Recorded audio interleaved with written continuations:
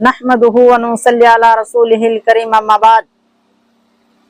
اللہ کے نبی صلی اللہ علیہ وسلم کی ایک پیاری حدیث معاذ بن جبل رضی اللہ عنہ بیان کرتے ہیں کہ میں اللہ کے نبی صلی اللہ علیہ وسلم کے سواری کے پیچھے بیٹھا ہوا تھا۔ آپ کے اور میرے درمیان محض لکڑی کے ایک کجاوے کا فاصلہ تھا۔ اچانک آپ نے کہا کہ اے معاذ بن جبل، میں نے کہا کہ اللہ کے رسول میں حاضر ہوں۔ پھر آپ کچھ دیر چلتے رہے، پھر فرمایا اے معاذ بن جبل، میں نے کہا کہ اللہ کے رسول میں حاضر ہوں۔ پھر آپ کچھ دیر چلتے رہے، پھر فرمایا اے معاذ بن جبل، میں نے کہا کہ اللہ کے رسول میں حاضر ہوں۔ پھر کچھ دیر چلتے رہے، پھر فرمایا ہل تدری ما حق اللہ علی عبادہ، کیا تجھے معلوم ہے کہ اللہ کا حق اپنے بندوں پر کیا ہے؟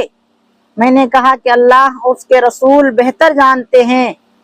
پھر آپ صلی اللہ علیہ وسلم نے فرمایا حق اللہ علی عبادہ ان یعبدوہ ولا یشرکوا بہ شیئا، کہ اللہ کا حق اس کے بندوں پر یہ ہے کہ وہ بندہ اس کی اللہ کی عبادت کرے اور اس کے ساتھ کسی کو شریک نہ کرے۔ پھر آپ کچھ دیر چلتے رہے، پھر فرمایا اے معاذ بن جبل، میں نے کہا کہ اللہ کے رسول میں حاضر ہوں۔